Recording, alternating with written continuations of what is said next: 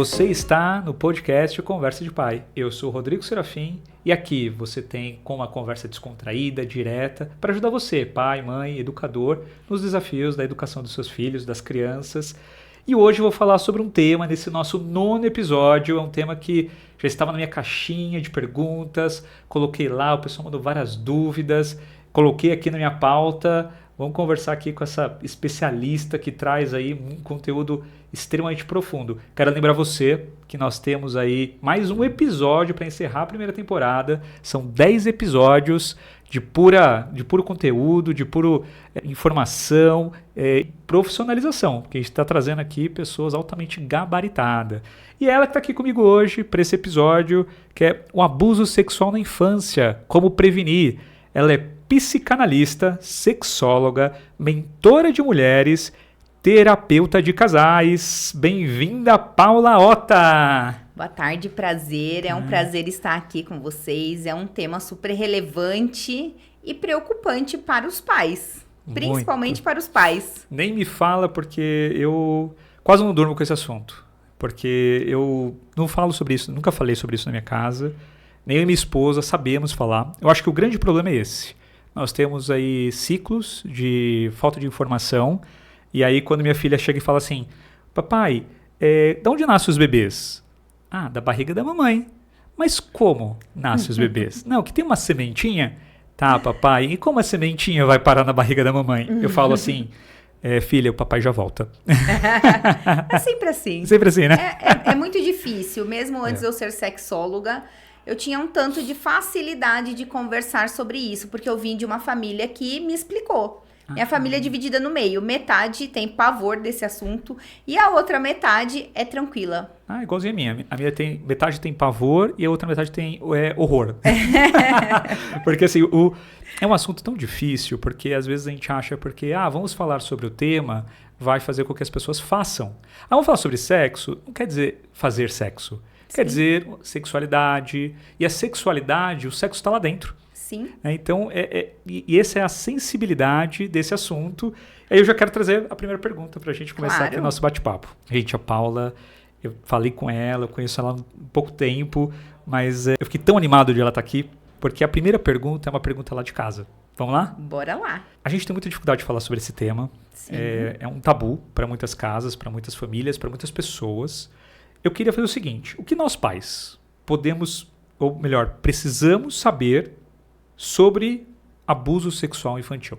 O primeiro tópico é: o abusador sempre é uma pessoa próxima dos pais. Então, assim, mais de 70% das vítimas foram abusadas por tios, avós, um amigo muito próximo, um padrinho. Então, primeiro tópico é ter em mente que pode ser alguém próximo dos pais. Então, ensinar a criança, em segundo lugar, é ensinar as crianças aonde não tocar, que não é qualquer pessoa que pode tocá-las na região íntima, principalmente, né? Que ela não pode esconder nada dos pais. Então, ter um papo aberto com os pais. Muitos pais têm muito medo de falar sobre abuso sexual com a criança. E aí a criança, de repente vem um tio, tá? Um exemplo, não tô dizendo que são todos os tios. Vem um tio e pega a mãozinha da criança e passa nele. A criança nem sabe, porque ela é inocente. E aí ela aceita aquilo. Então, se ela sabe que ela não pode tocar a parte íntima de ninguém e ninguém pode tocar a parte íntima dela, meio caminho andado. É ensinar os limites do corpo. Exatamente. Perfeito. Eu aprendi isso bem recente, porque é um assunto que eu comecei a pesquisar. Eu falei, a melhor forma de prevenir é educar. Sim. E aí eu fui atrás, dentro do meu network, e falei, pessoal, o que vocês indicam? Quem vocês indicam como escritores de livros? Sim. E me indicaram a Isabel Diniz. Eu achei incrível, o livro dela chama Pode Parar. Inclusive, recomendo para quem não conhece. E ele ensina de forma lúdica. Mas você sabia, Paula, que mesmo de forma lúdica, pra gente foi difícil ler? Sim, Porque eu imagino. Ele fala, o amigo da mamãe veio visitar e ele veio fazer uma brincadeira diferente.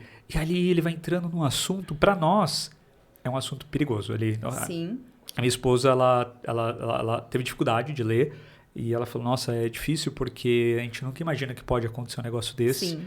E é incrível que a minha filha de 3 anos e meio, 3 anos e meio não, quase 4 anos, vai fazer 4 anos daqui a um mês, ela já falou, tipo, papai, por que as pessoas não podem colocar a mão onde a roupa cobre? Que é uma das coisas que fala no livro. Sim. Ah, porque, filha, isso é uma parte íntima, é uma parte de segurança sua. Se qualquer pessoa tentar colocar a mão, você tem que avisar o papai e a mamãe.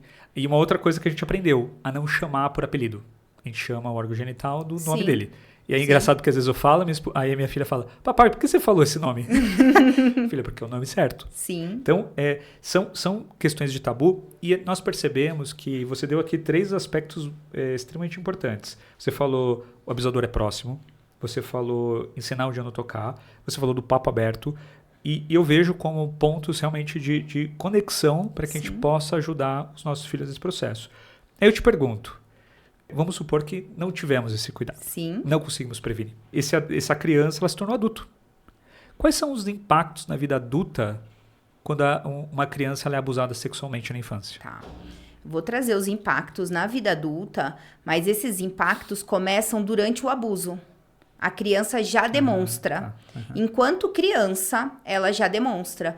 Por exemplo, uma criança que, vamos supor, o abusador foi lá na escola, tá? Ou tá sofrendo alguma coisa na escola. Essa criança, ela não quer mais ir pra escola. Ou, de repente, o abusador é lá na casa da avó. Ela não quer ir lá na casa da avó. Ela já começa a rejeitar. A criança fica com muito medo, faz xixi na cama. Tudo isso são indícios na infância, tá? Uma criança que muda de humor muito rápido. Crianças muito sexualizadas também é um alerta.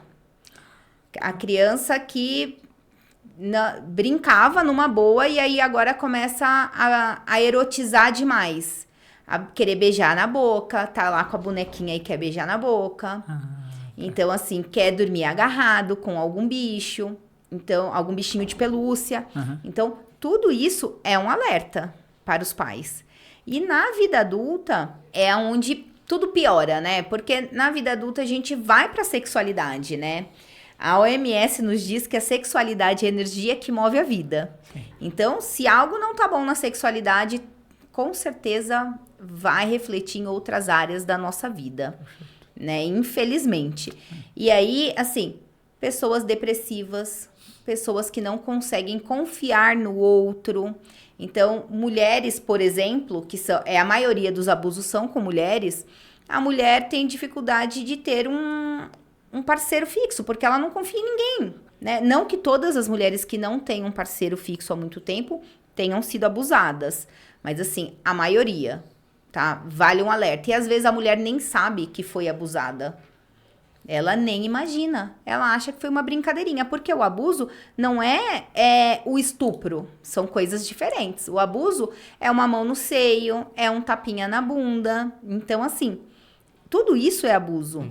Uma palavra a mais, né? Eu brinco que, assim, agora acho que não mais. Mas quando a gente passava em frente a uma obra lá e o cara que estava trabalhando ia lá, ô gostosa, já é um abuso. Já é um abuso, né? Não dá, independente da roupa que a mulher estiver usando, não dá o direito para o homem mexer ou falar, né? Já se a gente for falar de tudo que a gente acha, nossa, que loucura. Ia ser uma loucura. E aí muitas mulheres têm problemas sexuais, porque às vezes essa mulher casa e aí vai, e eu tô falando de mulher casada, tá? Que tem relação a longo prazo. E aí casa e em dado momento ela não consegue mais ter relação. Então, não consegue por quê? Porque lembra daquele abuso. Isso é quando corpo, né? Existe o estupro, tá? Tá. Então, existem mulheres que, por exemplo, porque o meu irmão passava a mão nas minhas partes. Com certeza, quando alguém passar a mão do jeito que o irmão passava, vem um gatilho. E aí o gatilho não quero. E aí começa a rejeição sexual.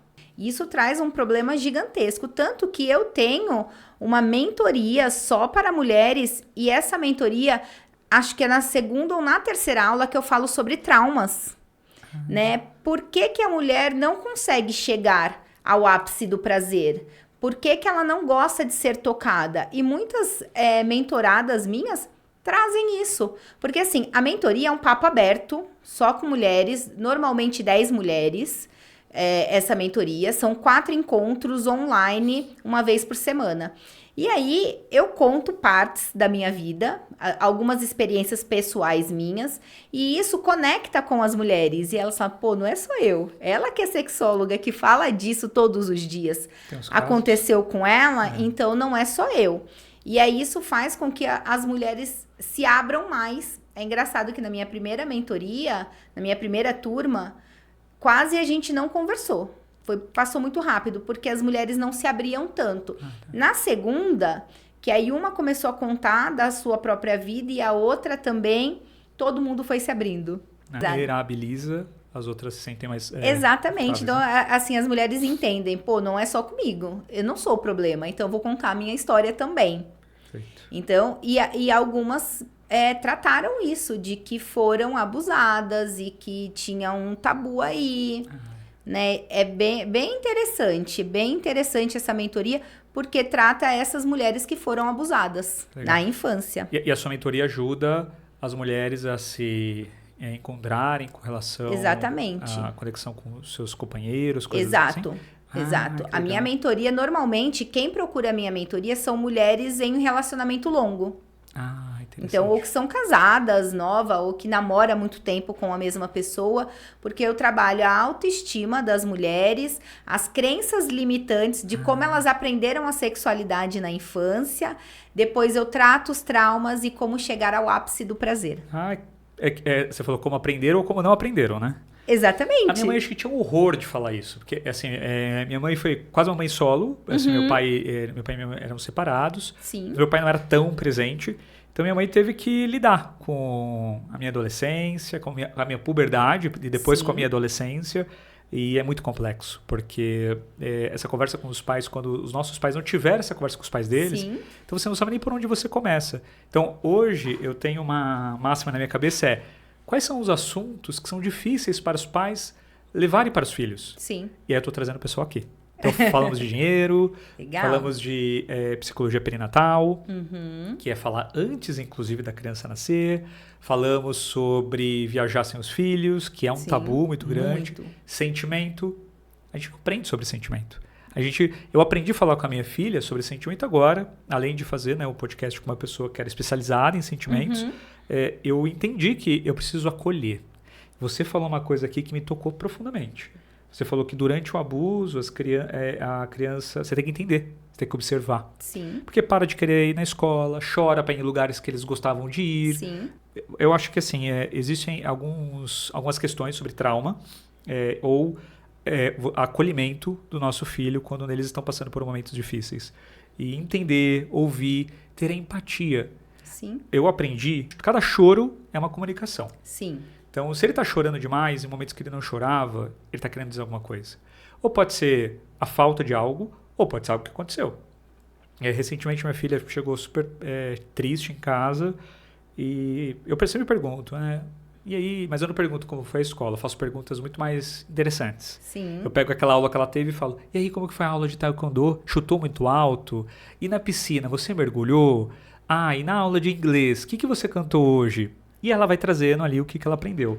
E aí um dia ela falou assim, ela não falou. Ela ficou triste, aí foi. Eu percebi que aquela tristeza não ia embora. E na hora de escovar os dentes, eu perguntei de novo. Aconteceu alguma coisa que você queira falar pro papai? E ela olhou e falou assim, eu tô muito triste. Eu falei, o que aconteceu? Ela falou, minha amiguinha X, ela mostrou a língua pra mim. E eu acho que ela não foi respeitosa comigo. Me cortou o coração aquilo. Sim. Mas ao mesmo tempo, eu fiquei feliz de ela compartilhar. Eu falei, poxa, ela entendeu o que é respeito e ela entendeu que ela precisa me falar. Sim. Porque eu posso ajudá-la. Eu acho que é isso um dos problemas que acontecem. Esse diálogo, a criança, não é porque ela é criança, ela não tem que ser ouvida. Sim. E quando nós falamos de abuso, aí que você tem que ligar o seu radar lá em cima. Porque ela não vai falar, como você mesmo falou, ela não vai falar, fui abusada. Sim. Ela vai falar de outra forma. E o radar do pai, porque eu quero fazer uma reflexão. Eu vou ler aqui alguns números.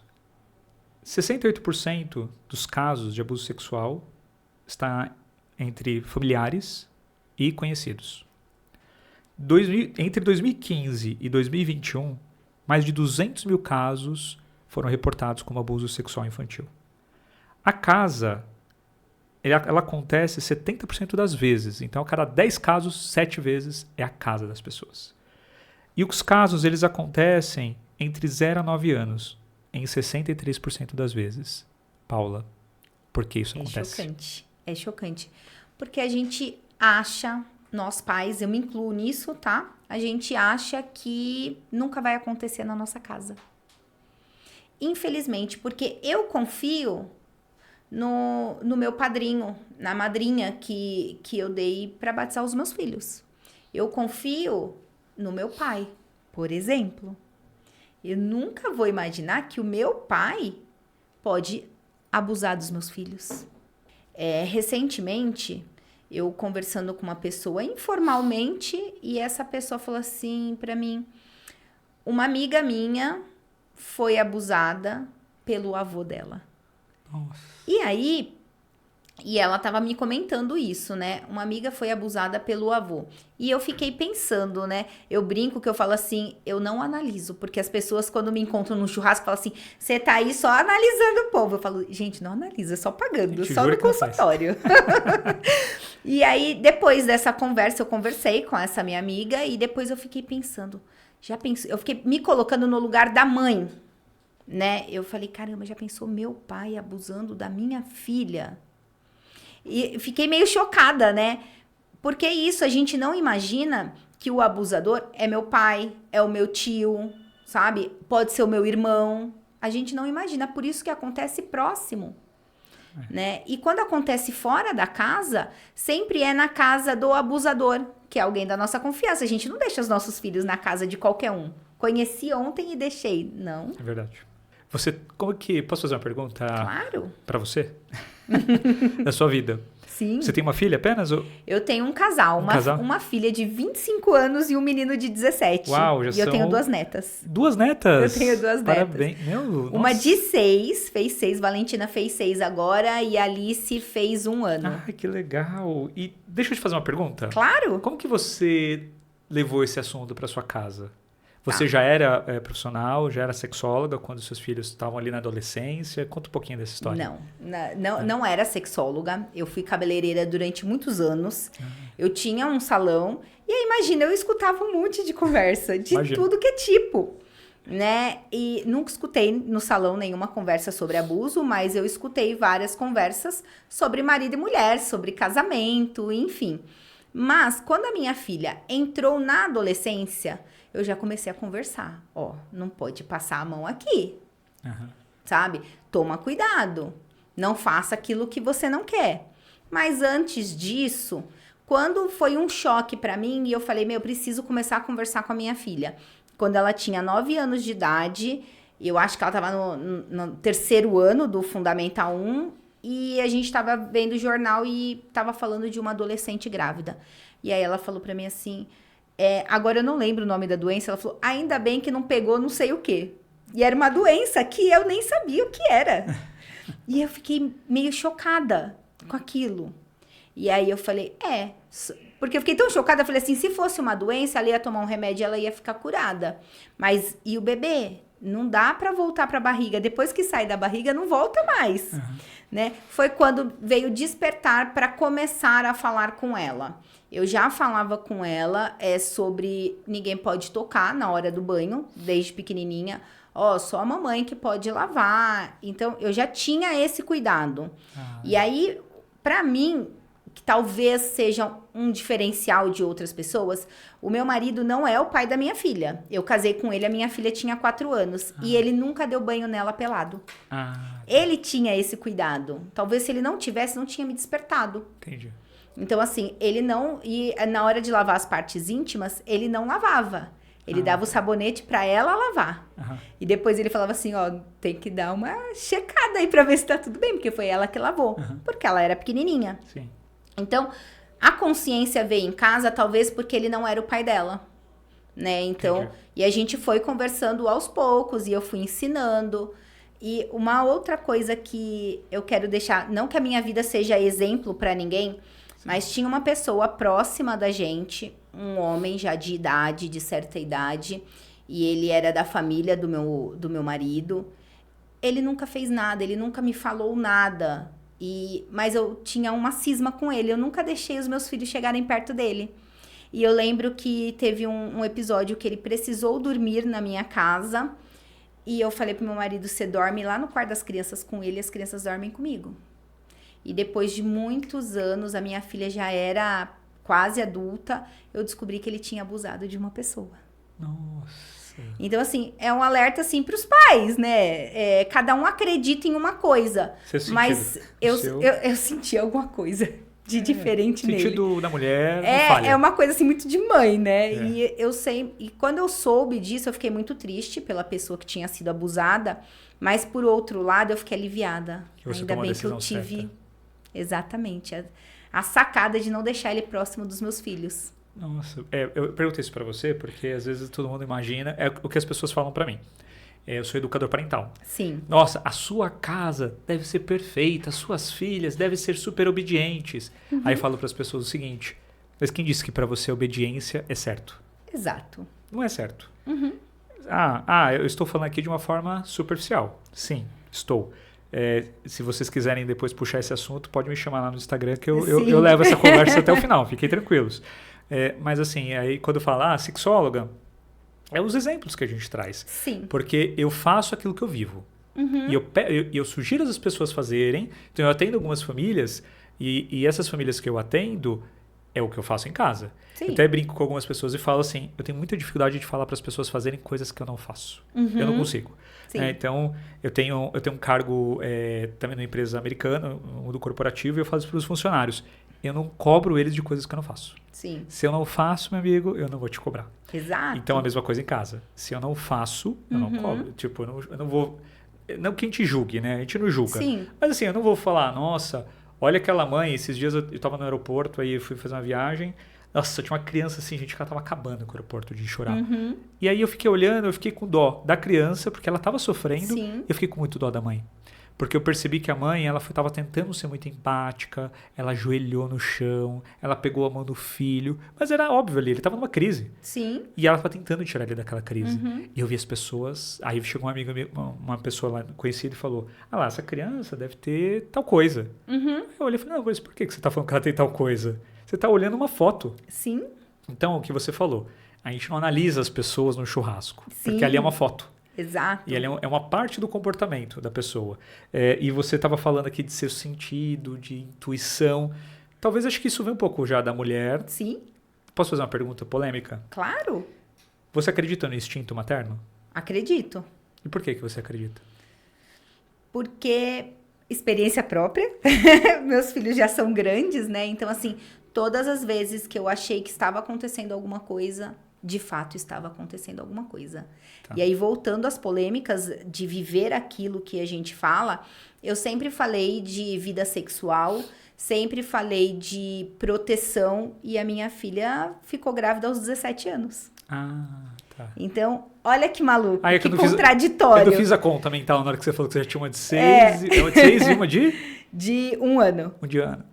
Então, assim, ficou grávida adolescente. Né? Então, assim, olha que maluco. Tudo bem que eu não era sexóloga, mas eu sempre tinha eu sempre conversei com ela sobre sexualidade, sobre proteção. Apesar de, na época, eu ser muito castradora, mas eu sempre conversei. Perfeito. Dos perigos, né, de uma gravidez indesejada, de uma doença, eu sempre conversei. E aí, tanto que hoje eu falo, ficou grávida porque quis, porque você sabia. Sabia, né? Mamãe ensinou. Exato. Educou. Não, e a educação realmente é muito importante. E eu queria deixar aqui uma pergunta que vai parecer a galera que está assistindo a gente agora. Sim. Para esses pais. Quais dicas nós podemos dar para as famílias da ótica e da prevenção? O que a gente pode falar para eles fazerem? Eu sei que a gente deu alguns alertas, falou de algumas questões, mas hoje, se você tivesse ali o poder de falar assim, pai, senta aqui do meu lado que eu vou te falar aqui o que você tem que fazer para você prevenir os seus filhos. Quais seriam elas? Em primeiro lugar, conversa aberta e o mais natural possível, né? Por exemplo, com a minha neta, que tem 6 anos, e aí não é só com a minha neta, com uma criança de 6 anos, a gente fala de uma maneira. Olha, não deixa ninguém tocar. De repente você tá na escola, ela vai pra escola, não deixa o amiguinho beijar sua boca, sabe? Ou não deixa o amiguinho apertar seu bumbum. Então, de acordo com cada faixa etária. Então, assim, falo, coitada da neta, né? Porque já tem a mãe que fala muito, e agora tem a avó que é sexóloga e fala mais ainda. Então, assim, exatamente, às vezes eu tenho vontade de pegar algumas mães, assim, pela mãozinha e falar, senta aqui, vamos conversar. Não deixa teu filho fazer isso, não. Sabe? Não deixa ir dormir na casa do coleguinha. Olha, percebe? Porque, assim, é o que eu disse anteriormente, a gente só deixa os nossos filhos dormir na casa de alguém que, por exemplo, é alguém da nossa confiança. Mas, eu falo pra tu, confia desconfiando. Porque, assim, é uma casa de um pai e uma mãe, eu conheço eles, são super honestos e tudo mais. Tem as mesmas ideias que eu. Mas e se vai um tio lá? E se vai um amigo lá? E era um grande medo que eu tinha quando eu disse que eu era muito castradora com a minha filha.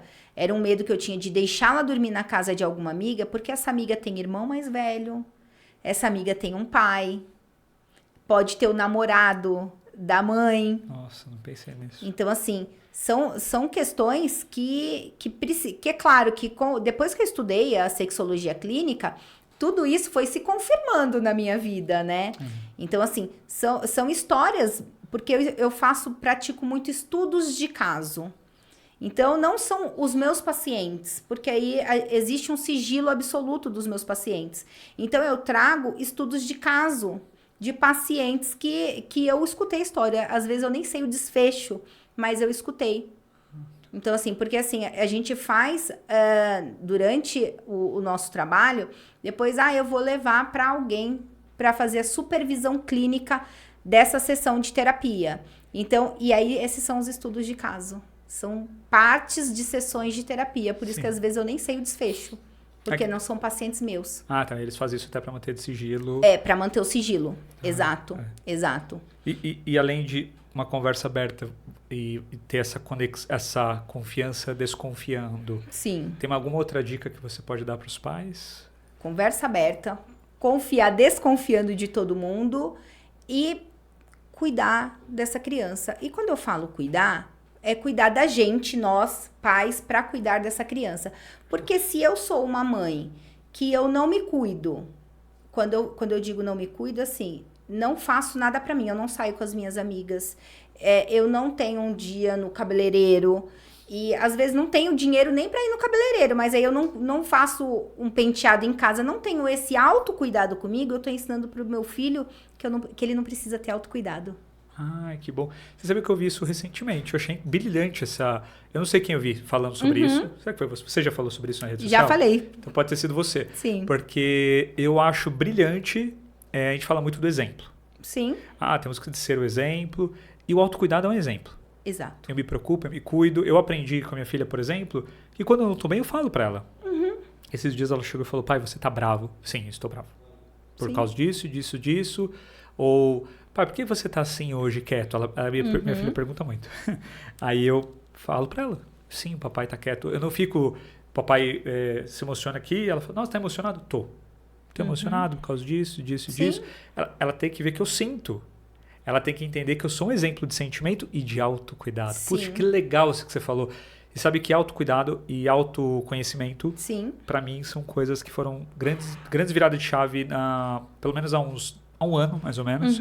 Eu entendi que quanto mais eu invisto em me conhecer, mais eu consigo ajudar minha casa e as pessoas. Exato. É mágico isso. Mas as minhas filhas, elas precisam ver isso acontecendo. Sim. Que legal que você falou isso, adorei. Sim. O processo terapêutico, eu sempre falo bastante sobre o processo terapêutico. Óbvio que eu sou a terapeuta, eu vou falar sobre isso, né?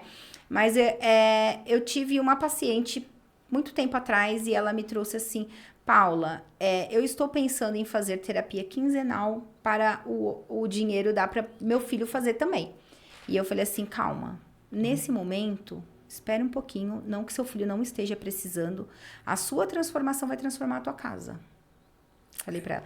E assim, foi algo antiético, Eu não deveria ter dito isso, mas eu senti muita dor ali no que ela estava dizendo. E aí, é sentimento, né? Exato. E aí eu falei, não, eu preciso passar um pouco do limite aí com ela para ajudá-la.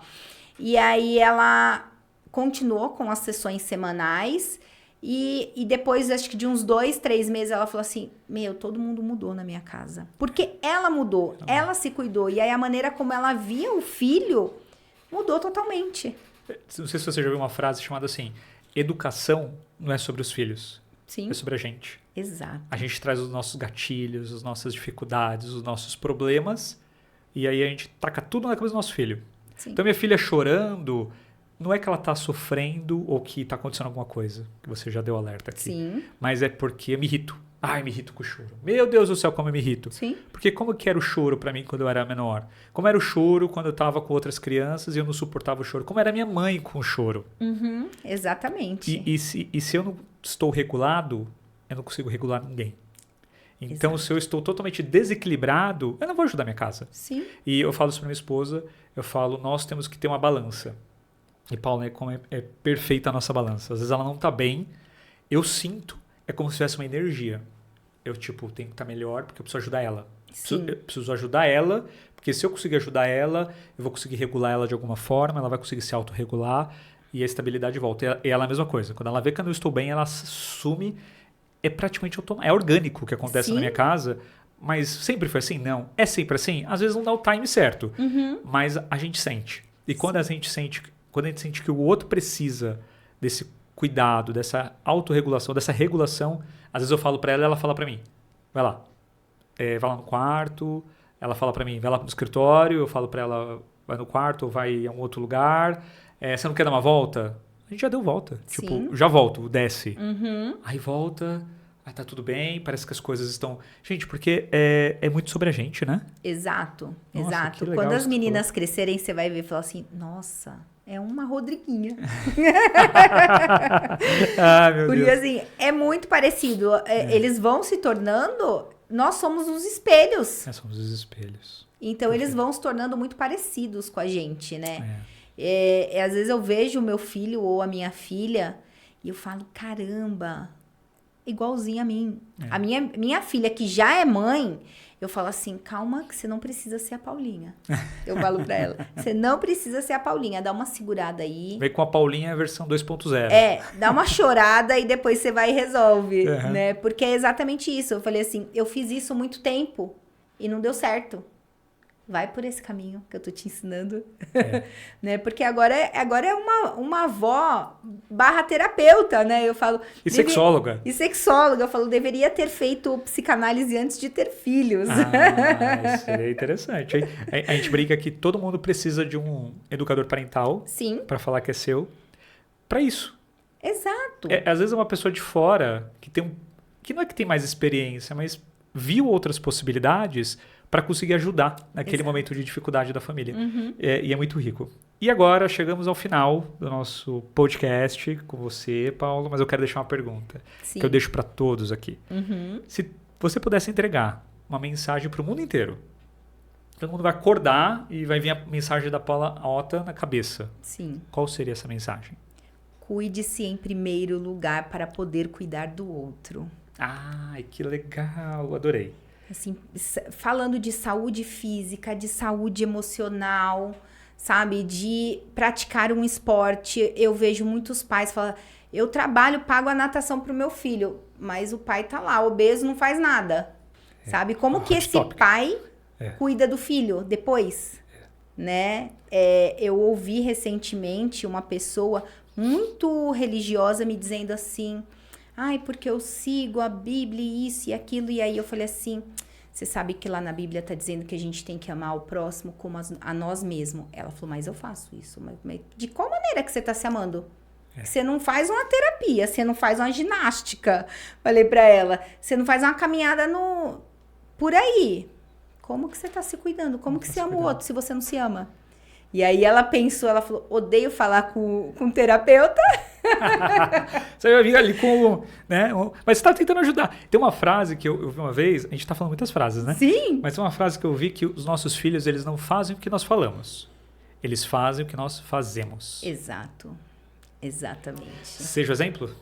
Seja o exemplo. Muito Precisa adorei. ser o exemplo. Cuide-se em primeiro lugar para cuidar do outro. Exatamente. Isso aí. Primeiro você, depois... É a máscara de oxigênio, né? No avião. Exatamente. É aí. isso mesmo. Legal. Paula, muito obrigado. Adorei nosso bate-papo. Imagina. Como as pessoas podem te encontrar nas redes sociais? No @paula.aota. Lá no link da bio tem o contato lá na clínica. Legal. Fala direto com a minha secretária para agendar sessão, agendar palestra.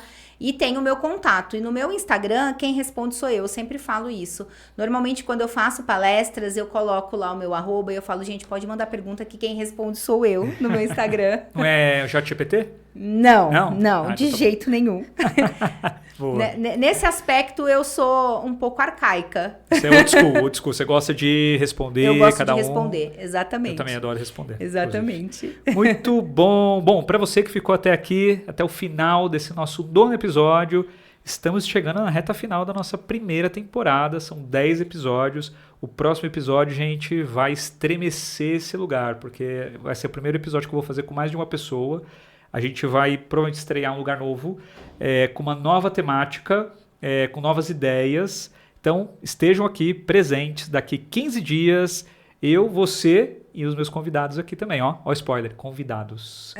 Paula, obrigado. Eu que agradeço o convite. Valeu, obrigado. Tchau, tchau.